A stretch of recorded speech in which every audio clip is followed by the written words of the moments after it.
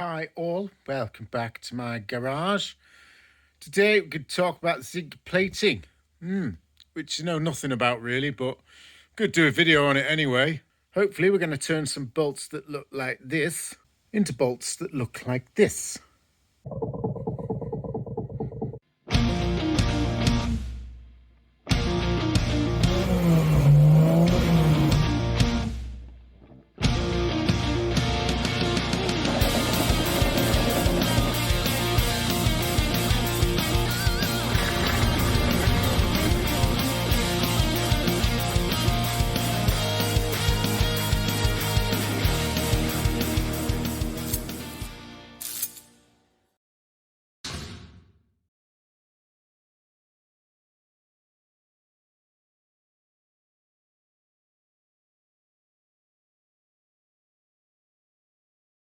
Just a little heads up before we get started. This video contains many mid-edit edits. I realised along the way, not along the way, I didn't realise along the way. That's the problem. The problem is I realised when I came to edit that I'd missed things along the way. Does that make sense? Yes. So, yeah, I just kept dropping in random edits. So I apologise for the complete lack of production value. I know usually my videos are outstanding in that area. Not this one. Right, zinc plating. As far as I can see it, the theory is pretty simple. You have a tank, and in that tank is some liquid, mostly water. You then have some zinc, and that is submerged in here. I don't know why I drew it there. It's here. That is connected to your power source at the at the positive power, at the positive cable end of things. Then you have your part. Let's say you're doing a bolt type thing. That is also submerged in this liquid, and that is connected usually via a rail so that you can hang more than one part. And that is connected to your negative of your power source. Particles of zinc are floating about in the tank, positively charged, and then they're attracted to the negative charge of the part, and so they stick on it. I'm not quite sure exactly what happens, all right? Some magic and science and stuff that I don't understand goes on. So the kit I've used for my setup is the Bright Zinc Plating Kit from Frost Restoration Warehouse.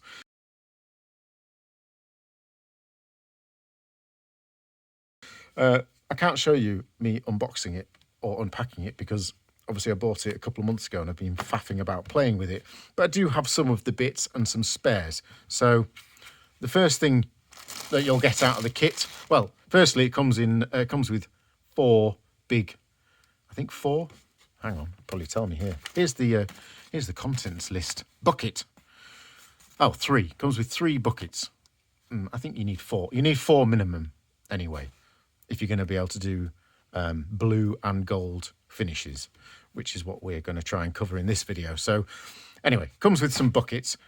I actually changed them because what comes are some round 10 litre-ish non-see-through white plastic buckets.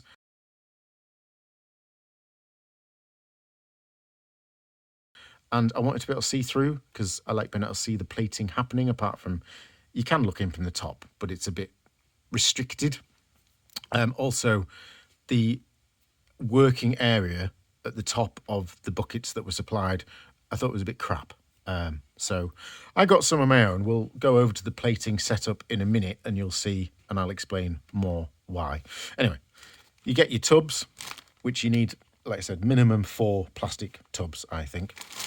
You then need to make up your plating solution. I've seen online a lot of fantastically complicated homemade zinc plating solutions and also a lot of other companies supplying plating solution kits. This one seems alarmingly simple, but it works, or it has worked for me. So I don't know what they put in here, but it seems to work. You need a bag of these, which they are calling their Super Bright acid zinc salts. I don't know if you can read that. I'm sorry about the slightly weird illumination. I've got my infrared heater on behind me because it's bloody freezing in here, and I would normally put the diesel heater on but that's too loud. You won't be able to hear me. Look, I did this first take, by the way. That's not practice or anything. You need to put a bag of these acid zinc salts into one of those containers, and then you need to put 5 litres of water. It has to be super hot water, and then you mix it up so that this dissolves. If you just put cold water in, this won't dissolve, and you'll just end up with water and a load of this crap at the bottom. So obviously you get all the instructions, but I'm just kind of going to give you a quick run through in this video. Bag of these in, very hot water, mix it all up. Obviously don't breathe in the vapours, follow the safety instructions, wear goggles and motorcycle helmet and medieval armour, whatever you want to do, just be safe, okay? That'll make up 5 litres. I've actually made up 10 litres because I like to have a bit of extra depth in my plating pool. So obviously I need 2 bags of those. That's all you do, you just multiply. Water-wise, by the way, a lot of people say that you must use distilled water. So far, I've had really good results just using my tap water. I did seek advice on that, and I was told, and it seems to be correct, as long as your water isn't super hard, or like down south in the UK, for example, it's very chalky, or lime scale, things like that are obviously going to be a problem. You're going to have to use distilled water. If, like me, you live in Cheshire, the UK, our water is pretty fine, quite soft, and I've not had any issues, as far as I'm aware. I'm not saying I wouldn't have better results if I used distilled water, but I wanted to try it with normal water first, because I figured, well, if it works with normal water, I can always... Sorry, if it doesn't work with normal water, I can always go and try with distilled water, whereas if I start off with distilled water, I won't know if it would have worked, and then I'm having to supply myself with distilled water all the time, which I know it's not expensive, but it's just a bit more of a faff. Plus, it's easier to get hold of really hot normal water because it comes out the tap. The only other thing that goes in that plating solution is, what are they calling this? CC57. I think this is what they call brightener.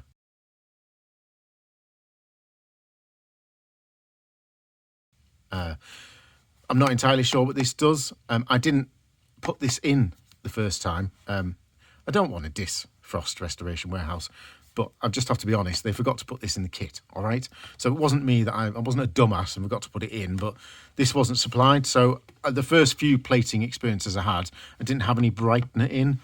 Apparently what this does, and the reason why my plating was... what was happening was all the stuff that I plated was coming out with these super big chunks of zinc, all black. It was like it was being covered in charcoal. Apparently that's because this stuff, when it's in this mix, it makes the particles of zinc that come off, it breaks them down into super fine, microscopic particles. They might not be microscopic. I'm just exaggerating. But without that, the particles are too big, and then they sort of clump, and you end up with a mess. Anyway, this will be, or should be, in the kit. It says here, this bottle contains 1 litre, which is sufficient for a 10-litre mix of plating solution. So, obviously, I'm making up a 10-litre solution, so I will be adding 2 bags of these and hot water, mixing it all together till it's completely dissolved, and then when it's cooled, I'll be adding the whole bottle of this, mixing that in, and then my plating solution tank is done. If you're just making up 5 litres, obviously you need half of that. Does that make sense? Yes. The next thing I need to do is connect up my electrical connections. Some parts of it are on the kit, some parts went in the bin. So what's supplied, I'll draw them, is 2 rods.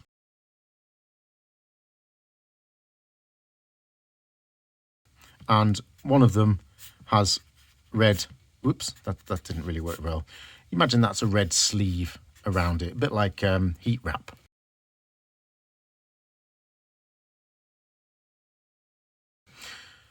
So the ends are exposed, but the centre is protected, and then there's one that's just completely bare. So they're calling this the positive terminal, and they're calling this, positive rod, and they're calling this the minus rod, negative rod. Oh man, I can't talk, I'm too cold. Obviously this is to connect to your zinc anodes. So the idea is you've got the top of your tank, so the tanks they supply are round. You pop your positive rod, which is sleeved. I don't have a red pen, otherwise I'd go get one for artistic value.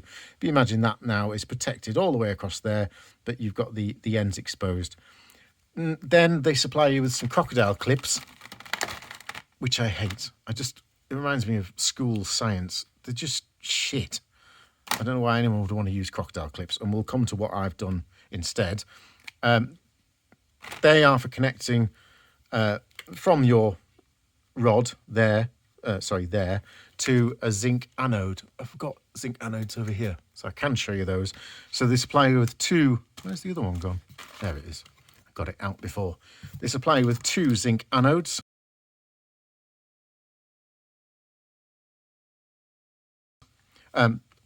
As you can see, I fitted copper wire to these. I've drilled little holes in them and made them so you can just hook them onto this rod if I was using it, which I'm sort of not. We'll get to what I've done. But the theory is you need to connect that up to your positive rod. So they supply you with some crocodile clips. So what they're suggesting you do is connect it on like that. I mean, it's fine. It's not heavy and there is enough grip there. And then you connect that. You probably need to wrap that round so it's the right length. Connect that onto the end of your positive rod. Now, I don't like that because it doesn't take an awful lot for that to pull off. And because you're going to walk away and leave this kit plating maybe for an hour, hour and a half, if that happens, your plating is going to be screwed. And I just find that faffy. So obviously I've gone with making...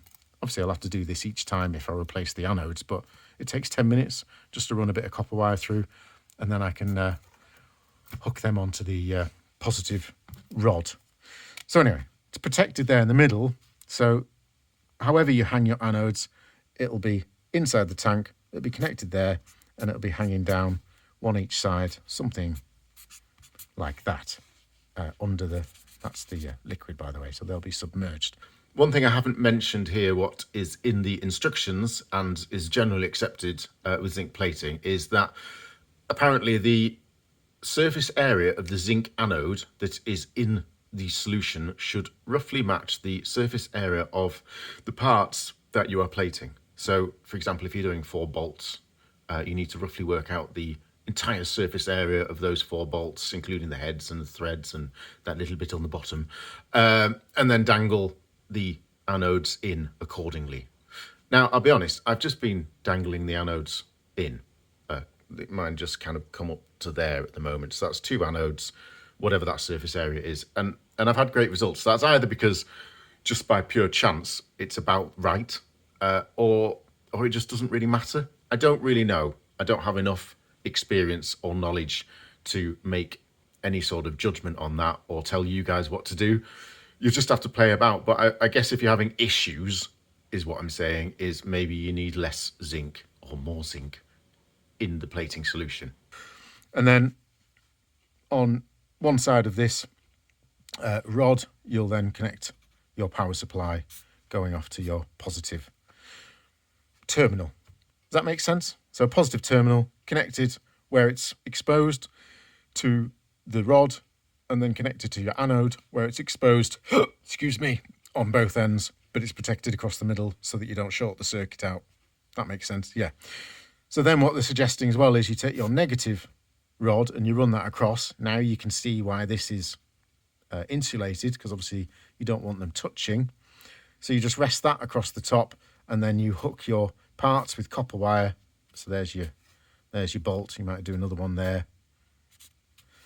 And you connect that up to your electrical supply on the negative. So this is where I started altering the kit. So instead of having a circular container with a rod like that, connected with clothes pegs, time for a small mid-edit. I just mentioned there the word clothes pegs, and when I was editing, I realised I should probably cover what Frost Restoration actually supply, which is these support clips ×4. And just to show you how they imagine you'll set the kit up, this is the original negative rod, by the way. You know, as I mentioned, completely bare. I'd actually hardwired it in ready before I decided to go down the copper pipe route. But these support clips, they've got a little hole here on both sides, and the idea is, I've not actually tried doing this, but the idea is that you poke your... Oh, don't tell me it won't fit now. Is that one a bit bent? I might have bent that in storage. So let's give it a fair try. I don't need that. Yeah, there we go. So the idea is that you simply and quickly, this is not going, get out the way, stupid insulation. Why is this so difficult? There we go, because I'm not using my brain. Yes, you need to pinch them, don't you, to line them up. Come on now. The idea is that you use those and then clip that.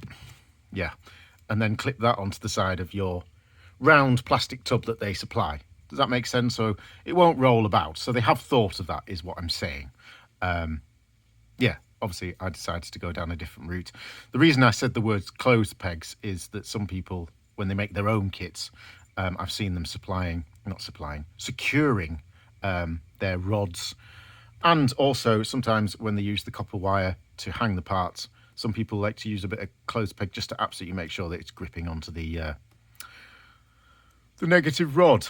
Yes. One other thing while I've got your attention, I don't know, in here. So they don't supply crocodile clips, by the way, just for securing the positive and negative rods. This is something I would have wanted to change anyway. They are suggesting that you hang your parts with these as well. So you would have to kind of clip it onto the negative rod, wrap whatever excess you had. Let me just find a bolt. I'm imagining. This is why I ended up rejigging it all, because frankly, I'm going to hang some fairly reasonable sized stuff that's already come unclipped from the bar, you see. I wasn't just being picky. I just don't think this was really going to work. I'll go with that. Let's just do a trial run. No, it's fallen off. You see my point. You don't really want to be hanging parts from your rod with crocodile clips. They deserve to go in the bin. What you do want to do is source yourself some copper wire. I will just mention, when you get the copper wire, it's not expensive. I'll share a link to this particular roll, if you like, in the comments. Not in the comments, in the description. You do just want to make sure you get bare copper wire, because a lot of fine copper wire like this is supplied to people who make jewellery and things like that, and hobbyists, and they don't want it to go all green and manky, so it comes coated. I guess you could uncoat it, but why would you bother? Just buy some bare stuff. And take these, throw them in the bin. Right, let's get back to the video. A rod like that, connected with clothes pegs, blah, blah, blah. Not much room to work. I went with rectangle containers, and let's do a 3D. Let's do 3D, yes. The reason I've done this is, I've gone for clear plastic containers, which means I've got a visual. I can basically look in the side. So when the stuff's hanging down here, I can look in. I don't need to look in from the top.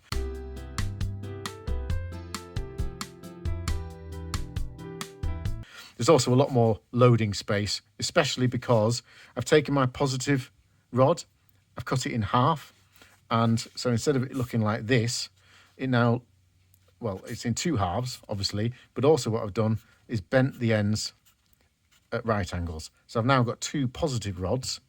I then drilled a hole here, here, and here, so opposite corners, and those rods locate in, like so. I then hardwired the positive wire to, it doesn't matter which one for artistic reasons, but say it goes to this one, so this is your positive. I've hardwired it to that. I've also done a joint round onto that. So both of those half rods are now positively charged when the system's on. They're also not going to roll off. They're attached to the box. They do lift in and out if I need to, but they're hardwired. I'm not worried. If I was using electrical connections like this, I'd also always be worried whether the connection was great or not. I can test with a multimeter just before I start plating, but I know that's connected, and I know they're not going to roll into the tank if I walk away and do something else for an hour while this is plating. Also, that's now freed up the entire tank to hang stuff and work. Here, it all got very busy very quickly. Originally, I did actually do the same design on here before I decided to use different tanks. But even if I wasn't going to use a different tank, I would recommend something like this. You don't really want to have two rails running across the top of your tank. It's just a faff. So I've now got just two corners out of the way. Across the other two corners, I run my negative rail. Now what's supplied, so that's the positive, and I think I've mentioned that's got a sheath on it. The negative is just the same length. So obviously that wasn't going to work for there. I suppose I could have maybe run it across the top. Well, what I did is what a lot of people do.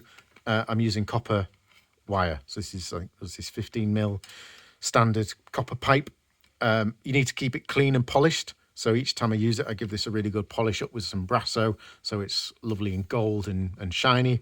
And then I'm going to get the best possible electrical connection. And it's just hardwired to the negative wire.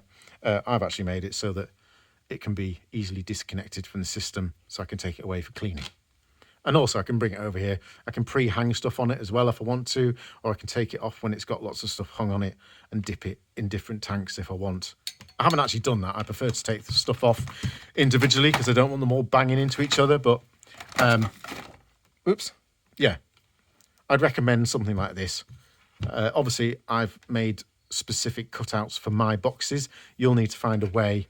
So, because my box, this is looking in from the top, had sort of a thick plastic lip around it where the lid slots on. So what I've done is I've just cut out a little recess, and that locates, so that overhangs like so, and these bits here and here sit in there, so it's not going to fall off, it's not going to move about. And again, I've got my hard electrical connection, so I know as long as the parts are wrapped around on there, I can walk away from this setup while it's plating and nothing's going to go wrong. So let's just talk about the other bits that come in the kit. So obviously you've got your two zinc anodes, which I've modified so I can hang them off those corner terminals that I've made. Then you get your Passivates. So I'm not going to pretend to know how this works. I'm just going to say what they are. You've got your blue Passivate.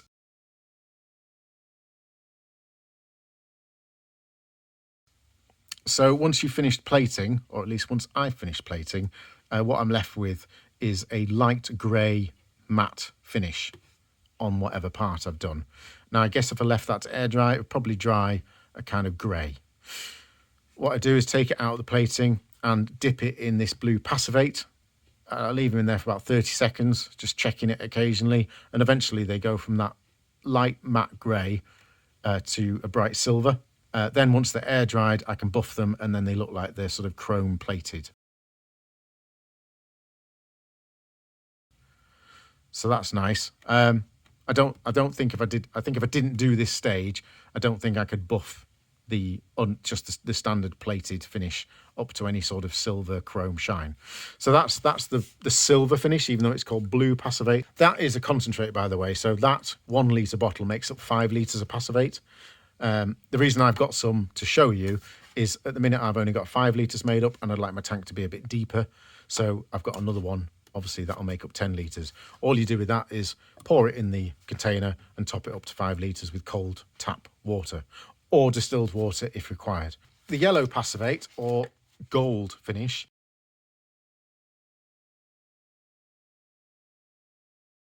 is a little bit more complicated. This is already pre-mixed, so in here's 5 litres. I've already got 5 litres made up. Again, I've bought another 5 litres because I want depth in my tank. This stuff won't do its thing unless it's at 25 to 35 degrees C, apparently. Oh, I haven't experimented. Excuse me. I haven't experimented with this yet. I've only done the blue Passivate and had that shiny chrome finish. So this, if I go straight out of the plating process into here, I should get a gold finish. And then I'm hoping I can buff those up and they'll look like gold. That's the idea.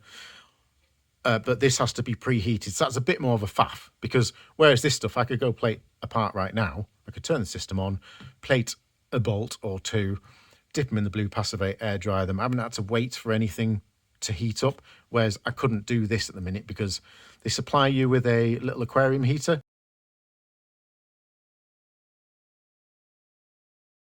So you set that to 30 degrees and just leave it on. But it's going to take all night for it to heat up to 30 degrees.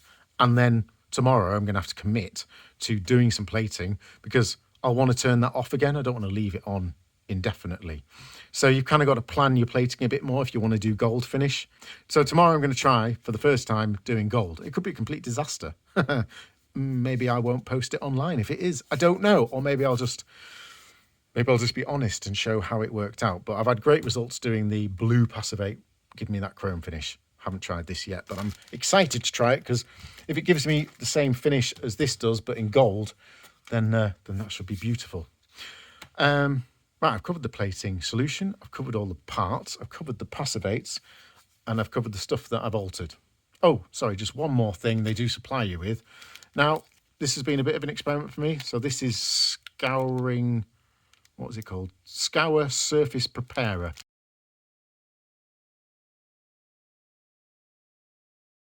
So in the instructions, it tells you after you've cleaned your bolts, which we'll talk about in a minute, how to prep your bolts for plating, because you can't just grab bolts off your car, obviously, and stick them in the plating tank and expect to have good results.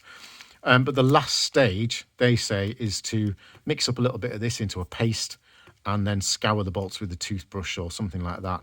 Then rinse them in the water, and then they're ready for plating. Apparently I think this is a gently corrosive. It's pretty nasty stuff. Again, it's got lots of warnings on it. You don't want to be touching it with your bare hands or eating it or anything. But I believe that's a corrosive mixture, paste that it makes up. And then when you scour it into the part, it's basically, I don't know, slightly corroding the surface, making it more malleable for the plating process and getting rid of absolutely any imperfections on the part. I've experimented with that and not using that. And I think because I'm so OCD about how I clean my parts, I don't need it. I've not needed it so far yet. Anyway, it hasn't added anything to my plating process. So, but I think probably if you had parts shot blasted or something like that, and they still had quite a rough surface, or you had some problem areas that you really just can't get in there with the wire brush, and maybe that's going to help, just giving it a really good scrub. I don't know. It's kind of nasty stuff and it stinks. It smells a bit like chlorine. So as much as I can avoid using stuff like that in my garage, the better. So here we are at the plating table.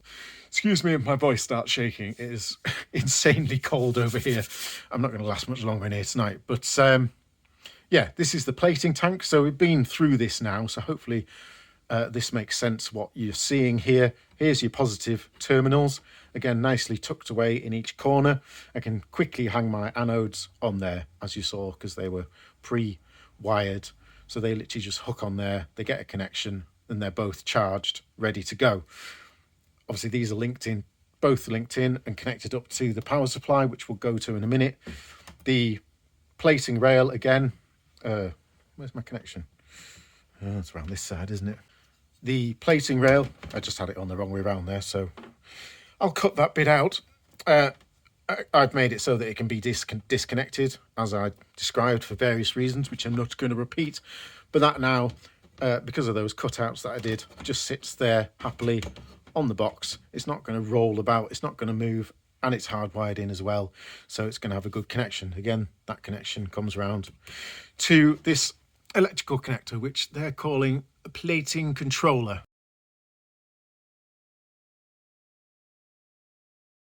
It's nothing fancy, it's just a box. I don't know what goes on in there, but what it does do is it tells you if you're using too much voltage. So that connects onto a variable voltage plug.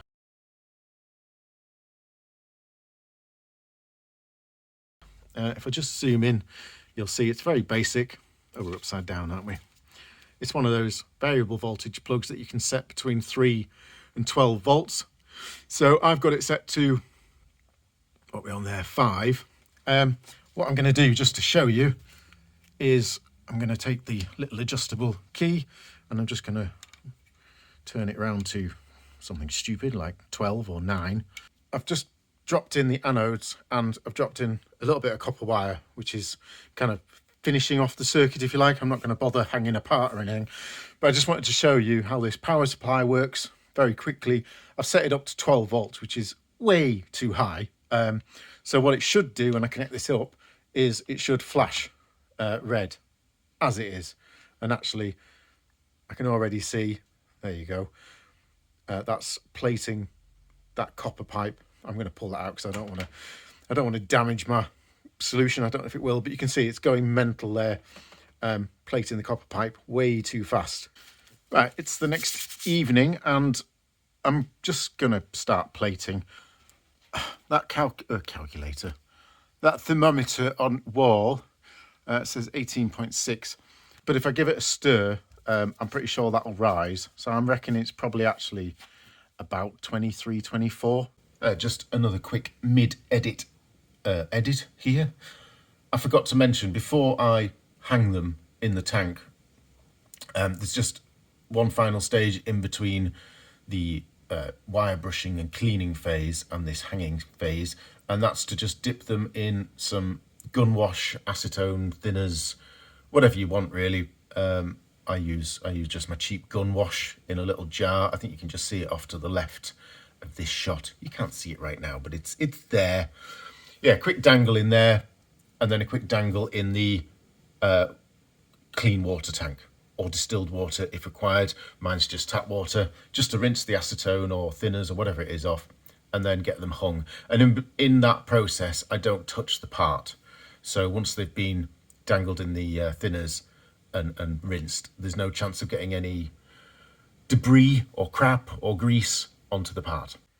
I've just done a bit of adjustment. It didn't seem to be doing anything, so I just jacked it up to, I think, 9. And the red light started flashing, so I've just backed off to the setting before. So I'll give that a few minutes and just see if we're getting anywhere. One thing I like to do is have my inspection light over there, just so that I can illuminate the tank. Just helps me see what's going on.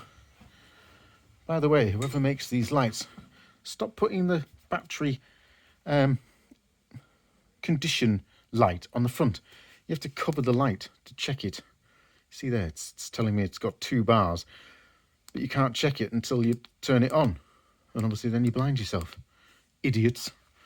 Obviously I'm not an idiot, and I figured out I could put my hand over it. And you can just see there, that's exactly what I want to see. Really fine little bubbles coming off. Just give that a shake.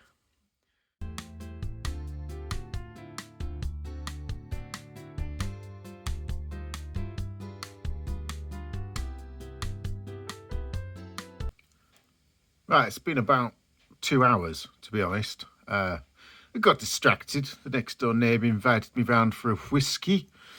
I said this kit does seem to take quite a while. I know 2 hours plating would sound a ridiculously long time for some of the kits, but after 2 hours, this is what I was hoping to see. Let me just get the light on the actual thing.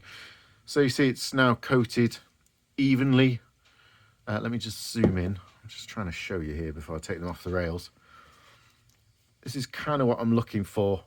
This sort of light grey, even coating all over. I'm going to switch over to completely unprepared voiceover mode here, because I had my mask on for all of this, because there's some pretty nasty chemicals and stuff, and I sounded ridiculous when I heard the audio back. So I'm just stirring the tank now. I think I predicted that would raise the temperature to about 23, and I believe I was bang on. Yes, I was. Look at that. So that's not 25, I know, but I was just impatient and I just wanted to see what would happen. So taking the part off from the plating rail, giving it a rinse in the water, and then they recommend between 30 seconds and 2 minutes, I think, in this yellow Passivate. Obviously it should be heated to 25, but we'll see what happens. So I left it in there for about 30 seconds, maybe a bit more. I can't remember this first time. This was the first time I'd ever used this Passivate, so it really is trial and error. Pulled it out and it looked beautiful and gold, so I rinsed it and left it with that.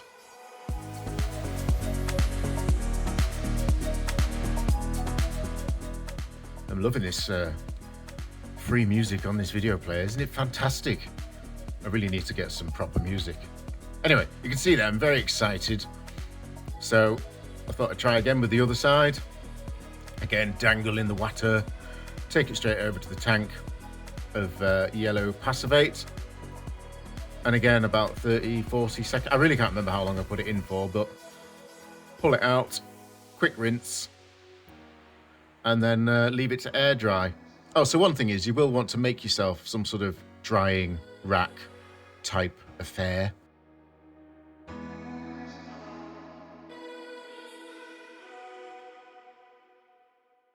Right, I've just got these on my makeshift drying rack. I've set up a little fan here just to kind of speed up the process, but yeah, considering how pitted these were, I'm very happy with how that's come out.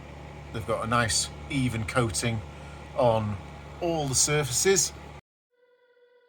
Have I stopped talking again? Yes, I have. Right, well, I'll start talking here again. Here's the next batch of parts. So with these ones, I did a bit of Googling, which is always a stupid idea, but Google people type things recommended dipping it in the clear or blue or silver, whatever you want to call that passivate first, then give it a rinse, which I'm going to do in a sec when I stop dangling it about and looking at it and going, ooh, it's so shiny. There we go. Give it a quick rinse and then into the gold. Apparently this brings out the gold passivate better. Now, I'll be honest, I didn't really notice any difference. I do notice that once you hang the part to air dry, then other colours develop over time, and maybe doing this developed more iridescence, which I don't really like. I kind of want the part just gold. But anyway, that's it dipped in the gold, the silver or clear passivate first and then the gold. And I did some nuts and bolts as well. Now these ones came out cloudy. I'm just showing you there. Not entirely sure why. So I could have just scrubbed them off and started again. However, what I ended up doing with these is buffing them.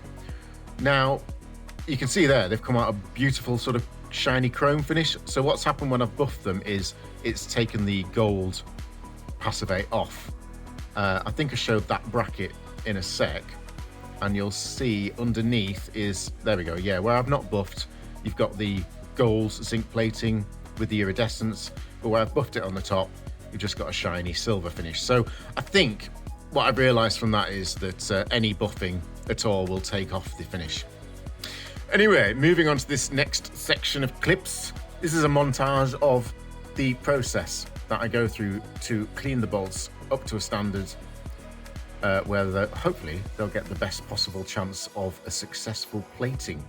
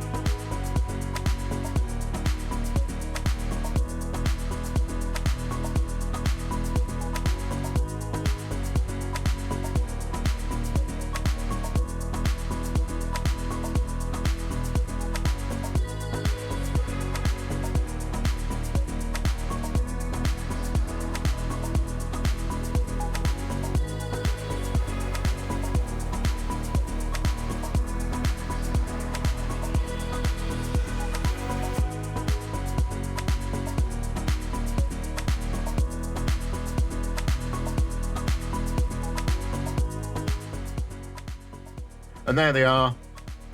They were all done to that finish. See that one in the middle fizzing like mad? Yes, I'm just zoomed in on it. Just remember that because that's important in a minute. So here we are taking the first one off. And I filmed this in real time actually just to show you how long it takes to do the passivate process. So quick dip in the water, and then I'm just moving it about. It is important, by the way, you've got to agitate the part in the tank. Now you can use a aquarium pump for that process, but this seems to work just moving your hand, and it's less electronics in the tank and stuff like that, so I think that's probably better.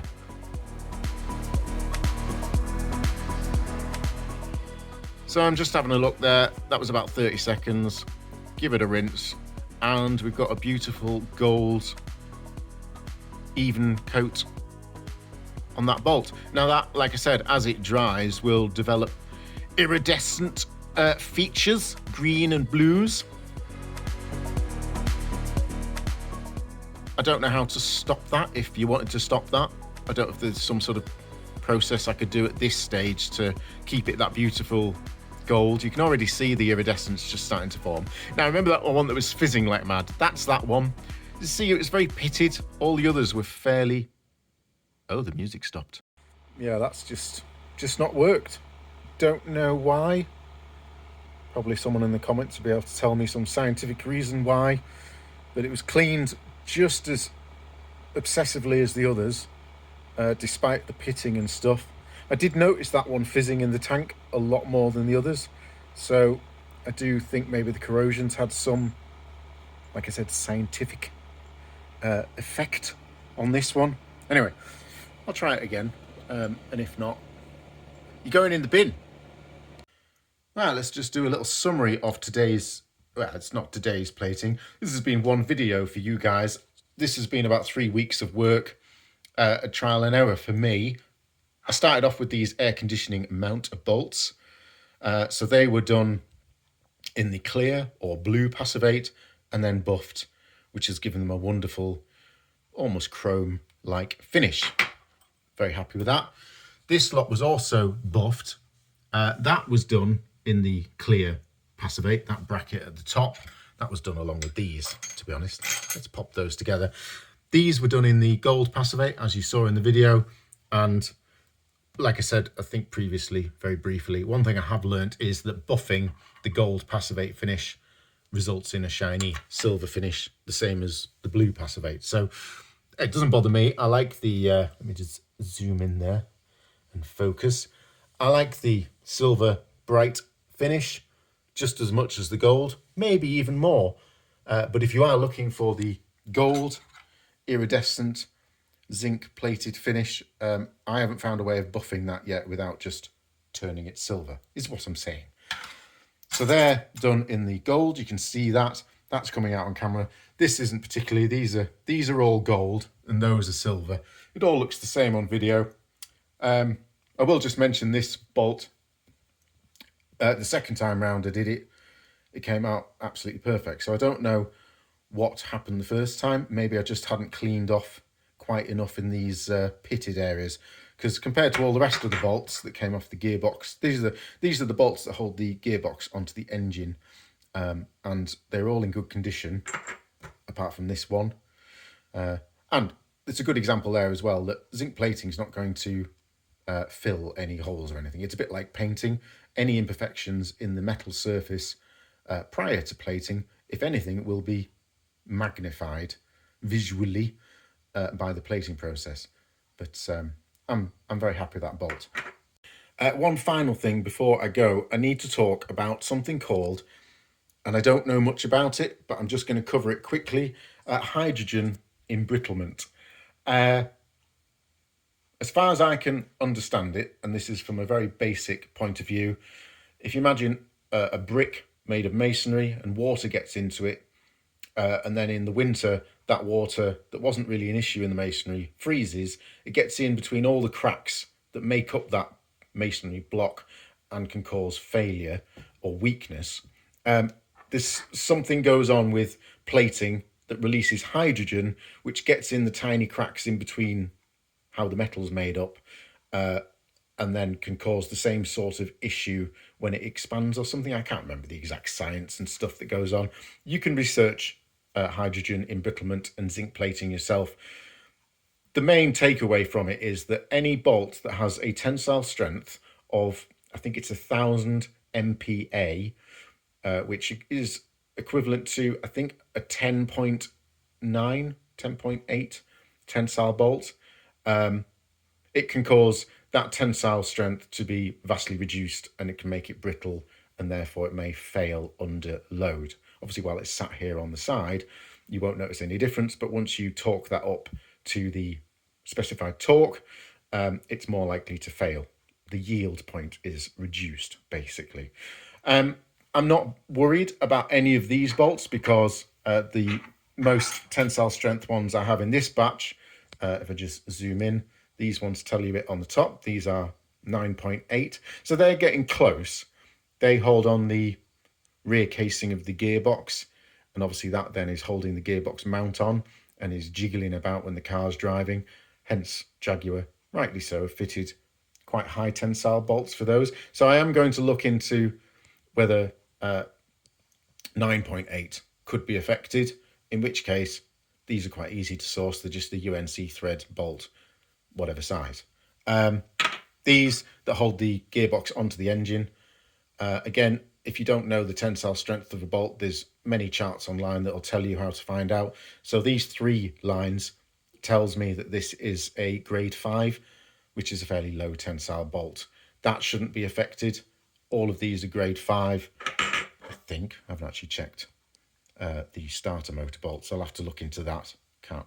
Can't see nothing there, but I'll look into what those ones are, just in case if that was a grade 12 or something, therefore over the 1000 MPa mark, I might have reason to be concerned that when that's torqued up, it may fail when I torque it up to the correct torque spec, and also while it's under stress and the starter motor is doing its thing and putting extra stress on that bolt, it might fail, and that would be bad.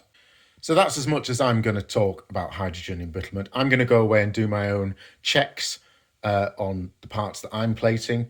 To be honest, 99% of the stuff that I'm plating is purely decorational. It's just bolts holding things in, not high tensile stuff.